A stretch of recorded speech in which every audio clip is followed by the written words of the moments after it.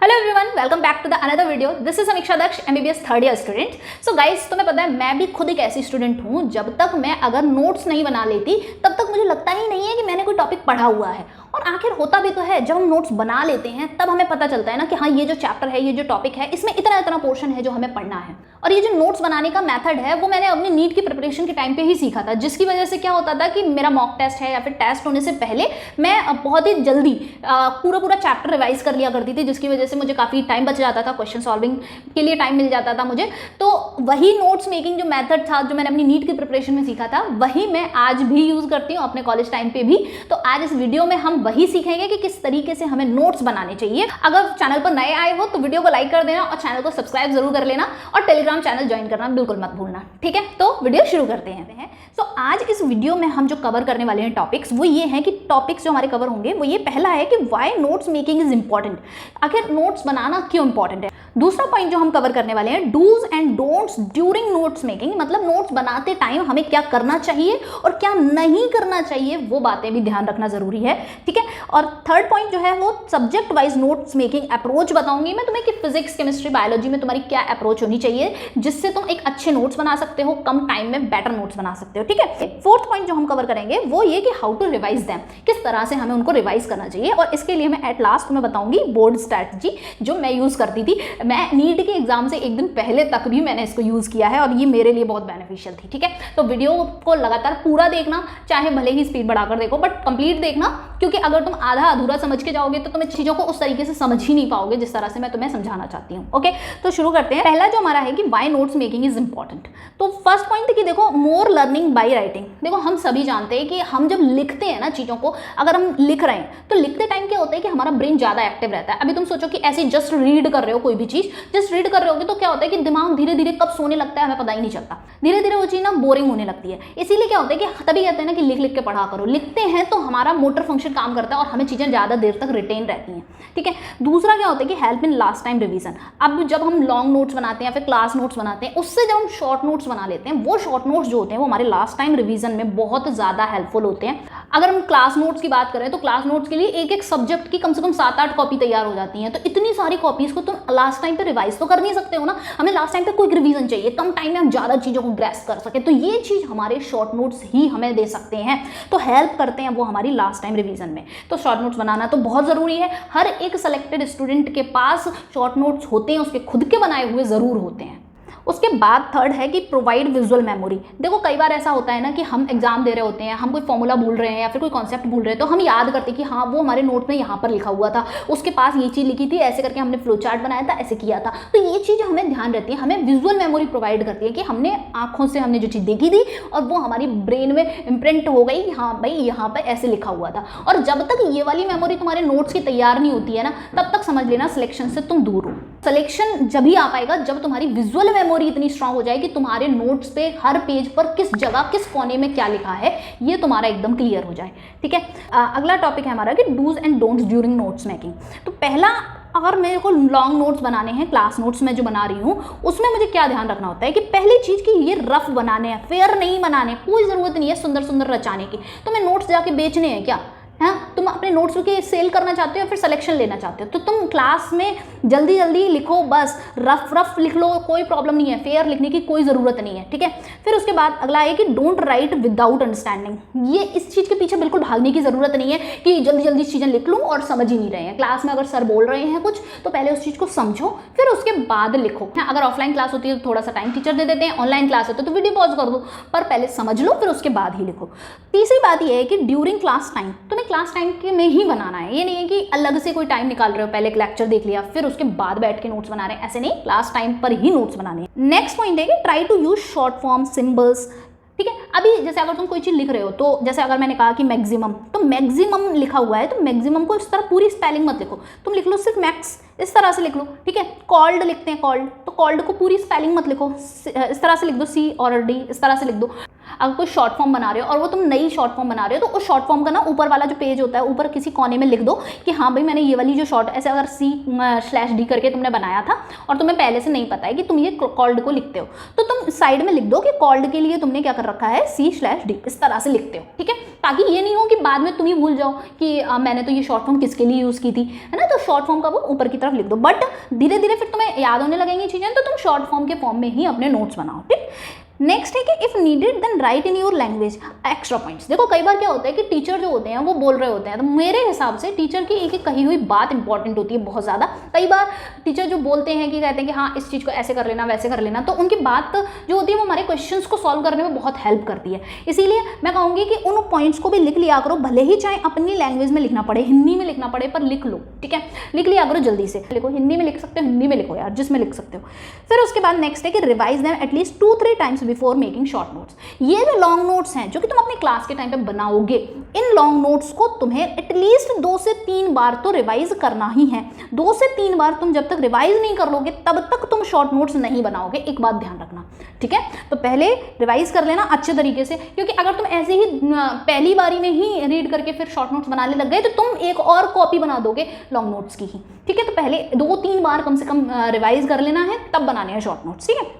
Next जो है वो है कि do not highlight in first reading. जब भी तुम अपने नोट्स बना रहे हो तो उनमें ये जब बना लिए तुमने, फिर उसके बाद अपनी फर्स्ट रीडिंग जब करोगे तो फर्स्ट रीडिंग में ये नहीं कि तुरंत हाईलाइट करने लग गए। जब भी हम कोई भी चीज़ पढ़ रहे होते हैं तो जब हमारी पहली रीडिंग होती है तो पहली रीडिंग हमेशा ऐसा लगता है कि सब कुछ इंपॉर्टेंट है, तो जब इसीलिए उस टाइम पर तुम्हें हाईलाइट नहीं करना है, पेंसिल का यूज़ करो और पेंसिल से जस्ट ऐसे ऐसे ऊपर ऊपर करके रीड करते जाओ, ठीक। फिर उसके बाद जब 2-3 बार रीड कर लो और उससे रिलेटेड कुछ क्वेश्चंस भी सॉल्व कर लोगे, तब तुम्हें एहसास हो जाएगा कि हाँ इन नोट्स में से ये वाली चीज़ ज़्यादा इंपॉर्टेंट है या फिर ये वाली चीज़ मैं ज़्यादा भूलता हूँ, तो उतनी ही चीज़ हाईलाइट करनी है, बॉक्स में बंद कर देनी है, ये चीज़ ध्यान रखनी है, ठीक है। अब हम देखते हैं कि शॉर्ट नोट्स के लिए हमें क्या डूज एंड डोंट्स करने हैं, ठीक है। तो शॉर्ट नोट्स की बात करें तो do not start making along with class. Short notes class के साथ साथ नहीं बनाने, ऐसा नहीं है कि क्लास चल रही है तो क्लास के साथ शॉर्ट नोट्स बन रहे हैं, क्लास के साथ तो तुम्हें लॉन्ग नोट्स बनाने ही हैं। तो तुम्हें आखिर शॉर्ट नोट्स कब बनाने चाहिए, तो make short notes solving after solving many questions या PYQs, reading long notes 2-3 times. यानी कि तुम्हें शॉर्ट नोट्स जब बनाने हैं जब तुम अपने लॉन्ग नोट्स को 2-3 बार पढ़ चुके हो, काफ़ी सारे क्वेश्चंस की प्रैक्टिस कर ली है और उसके बाद PYQs तुमने कर लिए होंगे। इतना करने के बाद तुम्हें अंदाजा हो पाता है कि इसमें से क्या चीज़ ज़्यादा इंपॉर्टेंट है, क्या चीज़ तुम ज़्यादा भूलते हो, क्योंकि जो चीज़ें ज़्यादा भूलते हो वही चीज़ें तुम्हें शॉर्ट नोट्स में लिखनी है और जो चीज़ें बहुत ज़्यादा इंपॉर्टेंट है, क्वेश्चन में ज़्यादा रिपीट हुई हैं, तो वो चीज़ तुम्हें लिखनी है, ठीक है। तो राइट ओनली फॉर्मूला, तुम्हें फॉर्मूले लिखने हैं, तुम्हें इंपॉर्टेंट पॉइंट्स लिखने हैं। अब ये इंपॉर्टेंट पॉइंट्स पता कैसे चलेंगे, उसी से पता चलेंगे जब तुम क्वेश्चन सॉल्व करोगे, PYQs करोगे, ठीक है। तुम्हें वही फॉरगेटेबल पॉइंट्स लिखने हैं, जिन पॉइंट्स को तुम भूलते हो वो पॉइंट्स लिखने हैं। फिर उसके बाद निमोनिक्स बनाओ, तुम अपने बनाओ, तुम्हारे टीचर ने जो बताए हो वो टीचर्स वाले लिख दो, तो निमोनिक्स लिख लो। नेक्स्ट क्या करना होता है कि हमें फ्लो चार्ट्स और सिंबल्स का यूज। नेक्स्ट है कि do not use others notes. देखो तुम दूसरों के अगर नोट्स यूज करोगे ना तो तब तक तुम उस चीज को ढंग से समझ ही नहीं सकते, इसलिए दूसरों के नोट्स से सिर्फ और सिर्फ एक आइडिया ले सकते हो। ये नहीं कि किसी और के शॉर्ट नोट्स थे तो उससे तुमने लिया और फोटो कॉपी करवा दिया और बन गए, ऐसा नहीं है। ये तुम टाइम बचाने के लिए जितना शॉर्टकट मारने की कोशिश करोगे ना उतना ही तुम टाइम लगा लोगे अपने सिलेक्शन को अचीव करने में। इसीलिए तभी कहते हैं ना कि सक्सेस के लिए कोई शॉर्टकट नहीं होता, लॉन्ग रास्ते से ही जाना पड़ता है। किसी भी चैप्टर का शॉर्ट नोट्स बना रहे हो तो उसमें क्या करना है, बाद में 2 पेज छोड़ने हैं, पहले 1 पेज छोड़ना है। आखिर ये क्यों करना है, क्यों बोल रही हूँ मैं, तो 2 पेज तुम्हें इसलिए छोड़ने हैं क्योंकि तुम्हें अगर बाई चांस कोई एक्स्ट्रा पॉइंट मिले, ठीक है, कोई एक्स्ट्रा पॉइंट अगर तुम मिले वो तुम बाद में ऐड कर दो, ठीक है, ताकि थोड़ा सा स्पेस रहेगा तो तुम बाद में कोई चीज़ मिली तो ऐड तो कर दोगे। फिर उसके बाद बिफोर पहले 1 पेज इसलिए छोड़ना है ताकि तुम उसमें चैप्टर के सारे टॉपिक्स के नाम लिख सको। जैसे तुम्हें क्या करना है कि अगर कोई भी हमारे पास ये पेज है तो उसमें कोई भी चैप्टर है, जहाँ चैप्टर नेम हो गया और उसके बाद उसके अंदर के सारे टॉपिक्स लिख देने हैं। सारे टॉपिक्स लिखने से क्या होता है कि तुम्हें पता रहता है कि किस चैप्टर में क्या क्या टॉपिक्स हैं, ठीक है। तो ये चीज़ भी हमें क्लियर होना बहुत ज़रूरी होता है। फिर उसके बाद कोई भी नया कॉन्सेप्ट, कोई भी नया फॉर्मूला जब भी तुम्हें अगर मिले, तुम जैसे PYQs कर रहे हो या फिर मॉक टेस्ट कर रहे हो, तो उससे तुम्हें अगर कोई भी नया फॉर्मूला मिलता है या कोई नया कॉन्सेप्ट सीखा। कई बार क्या होता है कि हम थ्योरी क्लासेस में चीज़ें सीख रहे हैं वो तो ठीक है, लेकिन कई बार कई सारी चीज़ें हम क्वेश्चन सॉल्व करके ही सीखते हैं। तो जब भी अगर तुम PYQ कर रहे हो और तुमने देखा कि यहाँ से मुझे कोई चीज़ नहीं मिली और मैंने क्लास में नहीं पढ़ी थी ये चीज़, तो वो चीज़ भी अपने शॉर्ट नोट्स में ऐड अप कर सकते हो। देखो मैं तो तुम्हें कहूँगी कि तुम फिजिक्स, केमिस्ट्री, बायोलॉजी की तीनों की चैप्टर वाइज PYQ की बुक यूज़ करो। जैसे तुम यहाँ पे ले सकते हो, ओसवाल की एक बुक आती है, ये फिजिक्स की है। यहाँ पर इन्होंने क्या किया हुआ है कि हर चैप्टर में हर चैप्टर की तुम्हें माइंड मैप्स बना के दिए हुए हैं और हर चैप्टर की तुम्हें एनालिसिस दी हुई है कि लास्ट ईयर में, प्रीवियस ईयर्स में किस चैप्टर में किस टॉपिक से कितने क्वेश्चंस आए हुए थे। तो ये बुक इसीलिए बहुत सही है कि तुम्हें माइंड मैप दे रखे हैं, तुम एक आइडिया ले सकते हो कि किस तरीके से हमें शॉर्ट नोट्स भी बनाने चाहिए। तो लिंक मैंने डिस्क्रिप्शन में दे रखी है, तुम जाके उससे खरीद सकते हो। अब हम देखते हैं कि हमें हर सब्जेक्ट वाइज क्या अप्रोच होनी चाहिए हमारी। तो हम फिजिक्स की बात करें अगर, तो फिजिक्स में हमें शॉर्ट नोट्स में अपनी क्या चीज़ इंक्लूड करनी है। सबसे पहली तुम्हें फॉर्मूले लिखने हैं। फिजिक्स में बहुत ज़्यादा नहीं करना होता, सिर्फ फॉर्मूले लिखने हैं। उसके बाद वो भी लिखना है कि वो किस कंडीशन में अप्लाई हो रहा है, वो फॉर्मूला हमारा किस कंडीशन में अप्लाई हो रहा है, ये बात हमें अभी पता होना जरूरी है।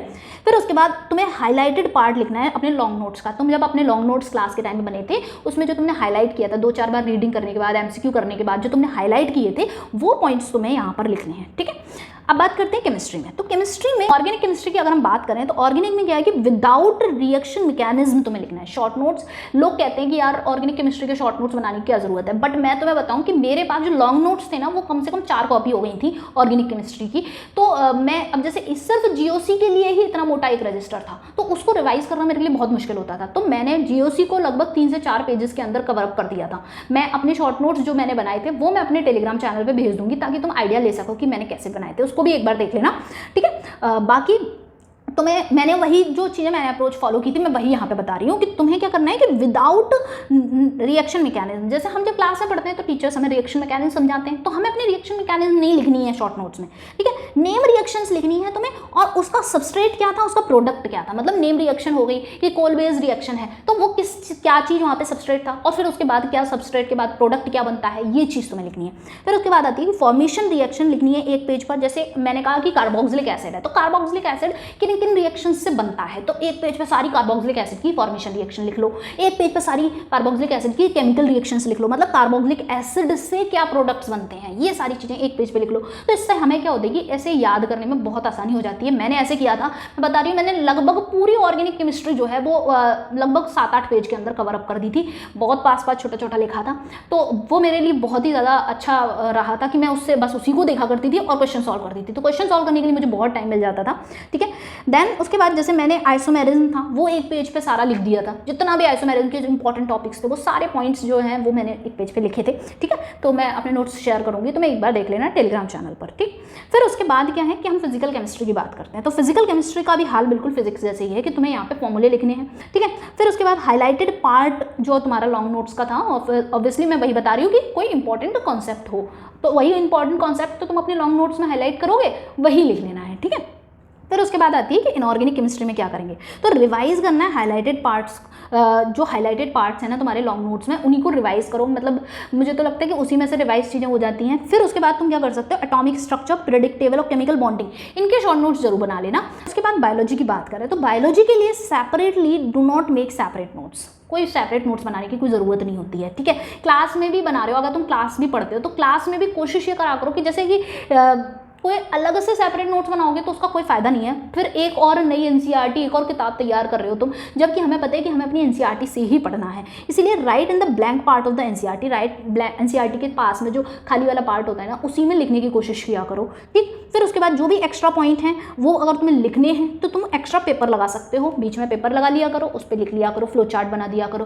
तो पेपर्स रखो अपने पास, ठीक है, और वो पेपर्स लगा दिया करो। जैसे अगर किसी टीचर से पढ़ रहे हो, उन्होंने कोई बहुत अच्छा फ्लो चार्ट बनवाया है किसी पैराग्राफ के लिए, बहुत अच्छा फ्लो चार्ट बनवाया, वो फ्लो चार्ट तुम लेके या तो वो साइड वाले पार्ट में लिख दो या फिर पेपर्स लगा लो, पेपर्स पे लिख दो। ठीक है, कई बार क्या करते हैं कि NCERT के सारे पेजेस को अलग कर लेते हैं, स्पाइरल बाइंडिंग करवा रखी है ताकि उसमें बीच बीच में पेजेस भी लगा रखे हैं। जैसे एक पेज के बाद फिर एक पेज लगा है, खाली ब्लैंक पेज लगा हुआ है, फिर एक और NCERT के पेज के बाद एक और ब्लैंक पेज लगा हुआ है। इससे क्या होता है कि अगर तुम्हें कुछ भी एक्स्ट्रा लिखना है तो वो उन ब्लैंक पेजेस पर लिख लेना। तो ये बहुत अच्छा तरीका लगता है मुझे। उसके बाद हम देखते हैं कि अब हमें रिवाइज कैसे करना है।